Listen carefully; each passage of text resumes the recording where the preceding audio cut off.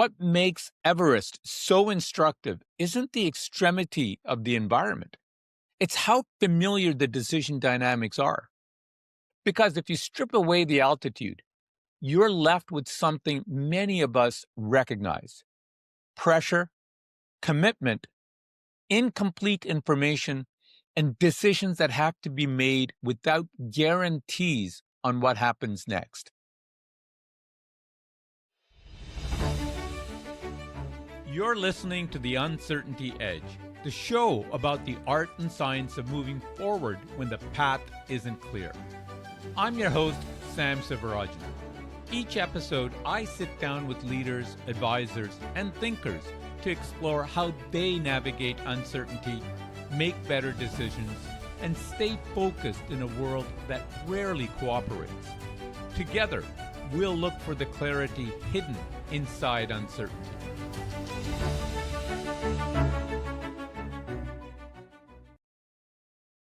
Welcome back to the podcast. If you've been listening for a while, you'll notice that the name and the framing have shifted a bit. This show has been around for more than 2 years. During that time, I've had conversations with financial advisors, business leaders, and subject matter experts about how forward-thinking leaders got their business future ready.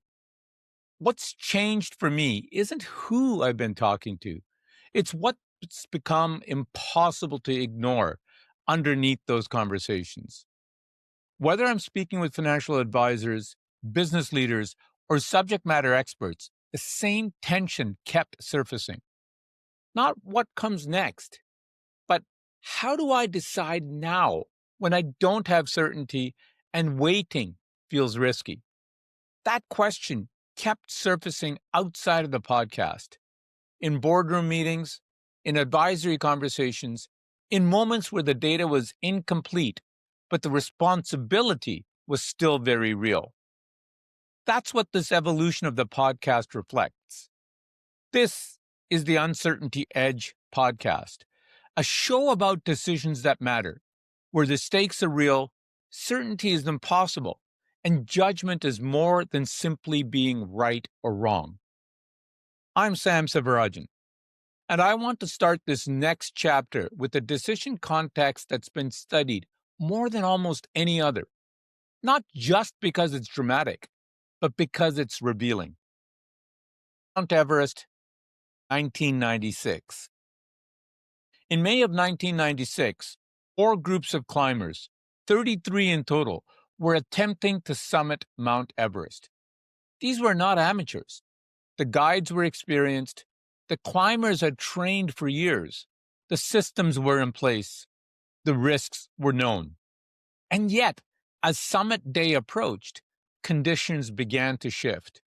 Weather patterns became unstable. Winds picked up.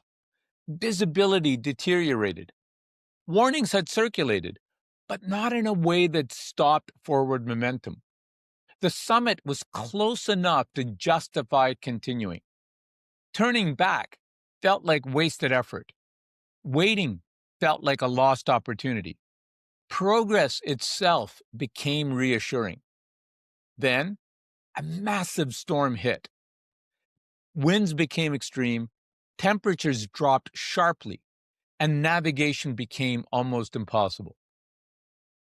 8 people died. What makes Everest so instructive isn't the extremity of the environment. It's how familiar the decision dynamics are. Because if you strip away the altitude, you're left with something many of us recognize: pressure, commitment, incomplete information, and decisions that have to be made without guarantees on what happens next. The Everest disaster has been analyzed for decades, not because of mountaineering technique, but because it exposes predictable patterns in human judgment. People didn't suddenly become reckless. They became human under pressure. Signals that contradicted the plan were discounted. Commitment increased as costs mounted. Delay felt prudent until it became dangerous.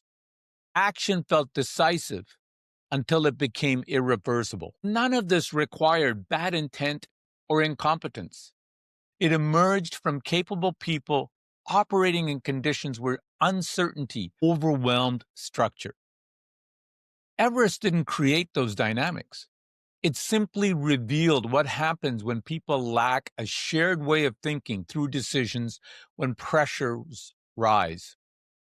And that brings us to a framework many leaders still rely on to describe their environment. VUCA. VUCA, volatility, uncertainty, complexity, and ambiguity, has been around for a long time. It's been used in military strategy, corporate planning, and leadership development. And it's not wrong. The world is volatile. Outcomes are uncertain. Systems are complex. Signals are ambiguous. The problem is that VUCA stops short of the hardest part. It describes the environment, but it doesn't help you decide within it. Most decision makers don't need to be reminded that the world is chaotic. They're living that reality every day. What they struggle with is something more specific: knowing when to move and when to wait, how to separate signal from noise, how to act without overreacting, and how to take responsibility when the data won't settle the question for them. VUCA creates awareness, but awareness doesn't produce judgment. And that gap between knowing the conditions are uncertain and knowing how to act responsibly anyway is where decision failure tends to show up.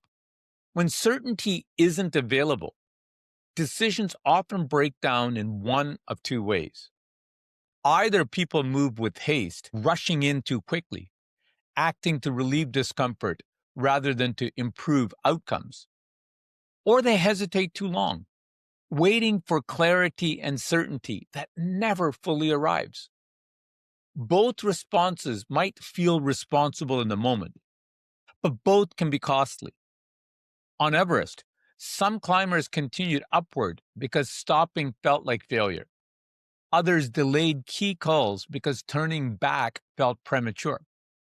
The issue wasn't a lack of information. It was the absence of a deliberate way to pace judgment under pressure. That's the problem space I've spent much of my career working in.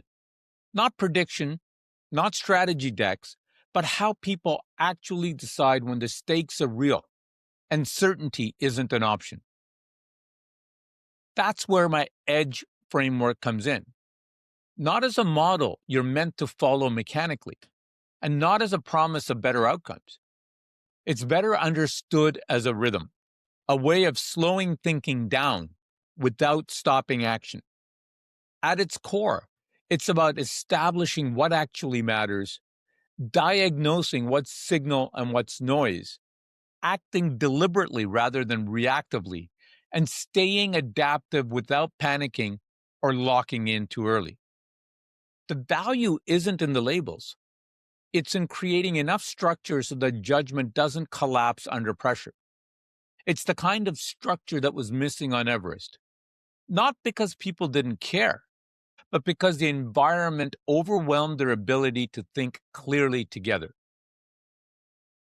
The environments many of us operate in today may not be physically extreme, like Everest, but they share the same underlying features. Markets move quickly. Expectations shift. Information arrives unevenly.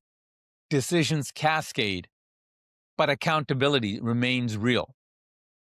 Most organizational failures don't happen because people misunderstand the environment. They happen because decisions drift. Trade-offs stay implicit rather than explicit.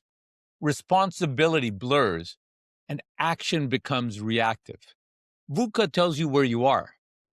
Judgment determines what you do next. That distinction and how to work with it is what this podcast is now centered around. This isn't a new podcast. It's a sharper one. Going forward, every episode, whether it's a solo conversation like this or an interview, We'll focus on real decision moments. We'll talk about uncertainty openly. We'll surface trade-offs rather than hide behind them. And we will look closely at how judgment actually gets exercised when there are no guarantees.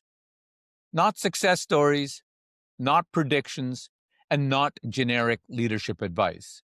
This podcast is focused on just decisions that are made under pressure and what we can learn from them. Here's the thought I want to leave you with. Uncertainty isn't a problem to eliminate. It's a condition to act within. Everest shows us what happens when pressure, proximity, and commitment override judgment. VUCA names the environment, but judgment, practiced deliberately, is what shapes outcomes. That's what this podcast exists to explore. If this way of thinking resonates, you can subscribe to the Uncertainty Edge on Substack, where I share a bi-weekly newsletter that has decision briefings and frameworks that sit behind these conversations. Full episodes are also available wherever you get your podcasts and also on YouTube. Thanks for being here, whether you've been listening for 2 years or this is your first episode. Until next time, clarity isn't found in calm. It's practiced under pressure. This is the Uncertainty Edge podcast. Thanks for listening to this episode of the Uncertainty Edge. If today's conversation sparked something, subscribe to the podcast so you don't miss an episode. You'll get practical tools, deeper insights, and new episodes every other Tuesday. Please leave a review wherever you get your podcasts. And you can also subscribe to the newsletter at theuncertaintyedge.com.